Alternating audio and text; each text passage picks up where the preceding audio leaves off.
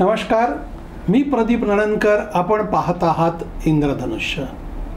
आज उद्धव बाळासाहेब ठाकरे यांचा जनसंवाद कार्यक्रम 2 दिवसाचा सुरू झाला.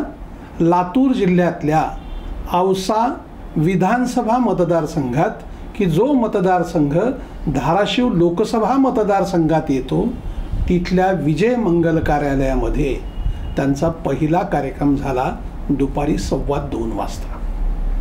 या कार्यक्रमामध्ये संजय राऊत, त्यांच्यासोबत मग अंबादास दानवे, तिकडचे खासदार ओमप्रकाश राजेनिंबाळकर यांची भाषणं झाली. उद्धव ठाकरे यांच्याकडनं लोकांच्या अपेक्षा होत्या. छत्रपती संभाजीनगर या सभेमध्ये देशाचे गृहमंत्री अमित शहा यांनी उद्धव ठाकरेंची लाज काढली होती. उद्धव ठाकरेंना लाज वाटली पाहिजे. 370 कलम ज्यांनी विरोध केला त्यांच्यासोबत उद्धव ठाकरे गेले. ज्यांनी राम मंदिराला विरोध केला त्यांच्यासोबत उद्धव ठाकरे गेले. ज्यांनी छत्रपती संभाजीनगर नाव देताना विरोध केला अशा लोकांच्या सोबत मांडीला मांडी लावून उद्धव ठाकरे बसले. त्यांना थोडी तरी लाज वाटली पाहिजे होते. थेट लाज काढली गृहमंत्र्यांनी. आणि त्यामुळे लोकांच्या अपेक्षा वाढल्या होत्या की पहिल्या जनसंवाद कार्यक्रमामध्ये ते याला उत्तर देतील. मात्र पहिल्या सभेत त्यांनी मी नंतर बोलणार आहे, याला मी उत्तर नंतर देईन असं सांगत वक्तव्य केलं. आणि अमित शहाच्या बाबतीत ते काय म्हणाले की मणिपूर तिकडे जायचे दम नाही, अरुणाचल प्रदेश जिकडे चीनने घुसखोरी केली तिकडे गृहमंत्री जात नाहीत, आणि हा शेपूट महाराष्ट्रात येऊन आम्हाला बोलायला लागलाय. हे शब्दप्रयोग शेपूट घाल्या मुख्य म्हणजे गृहमंत्री असा केला त्यांनी. कोणाला बोलताना? अमित शहाना बोलताना. परंतु अमित शहाने जे आरोप केले त्या आरोपाला उत्तर दिलं नाही.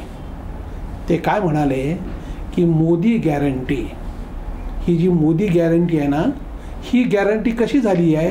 कितीही भ्रष्टाचार करा आणि भाजपत या, आम्ही तुमचा भ्रष्टाचारावरती कोणी तुम्हाला काही बोलणार नाही, ते सगळं आम्ही बघून घेऊ, अशी ही गॅरंटी आहे. आणि अशा गॅरंटीला महाराष्ट्राच्या मातीत गाढून टाका. आगामी निवडणुकीमध्ये शिवसेनेच्या सोबत तुम्ही राहा, महाविकास आघाडीच्या सोबत, असं ते म्हणाले. अमित शहानी महाविकास आघाडीला पंक्चर झालेल्या रिक्षाची उपमा दिली. म्हणे आमचं काय सामान्य माणसं आहोत त्याच्यामुळे आमच्याकडे रिक्षा आहे, परंतु तुमच्याकडच्या ट्रिपल इंजिनचं जे सरकार आहे त्या सरकारच्या गाडीची जी चाकं आहेत ती भ्रष्टाचाराची आहेत, असा आरोप उद्धव ठाकरे यांनी केला. ते म्हणाले की निवडणुकीच्या रोख्यामध्ये अगदी 10 वर्षात 700 ते 8,000 कोटी रुपये भाजपने मिळवले आणि 700-800 कोटी रुपये हे काँग्रेसने मिळवले. काँग्रेसला जे जमलं नाही ते भाजपने करून दाखवलं. काँग्रेसनी देश लुटला असं म्हणतात.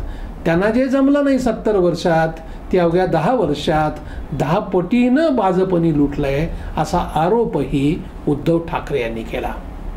बघा, सर्वात महत्त्वाचं म्हणजे मोदींच्या नावानं मागच्या लोकसभेत मतं मिळवली शिवसेनेने. याचं खंडन करताना ते म्हणाले की जेव्हा मोदींचा जन्मही झालेला नव्हता तेव्हा लोकसभेची धाराशिवची जागा ही शिवसेनेची निवडून येत होती. अटलजी जेव्हा मोदींच्या विरोधात होते, मोदींच्या बाजूनी, तेव्हा शिवसेना प्रमुखच उभे राहिले.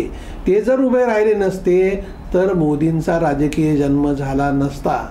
आणि अशा शिवसेनेला त्यांनी फोडलंय असं भावनिक आवाहन करत लोकसभेच्या जागेबरोबर विधानसभेच्या जागेत देखील तुम्ही पुन्हा शिवसेनेला निवडून द्या असं आवाहन केलं.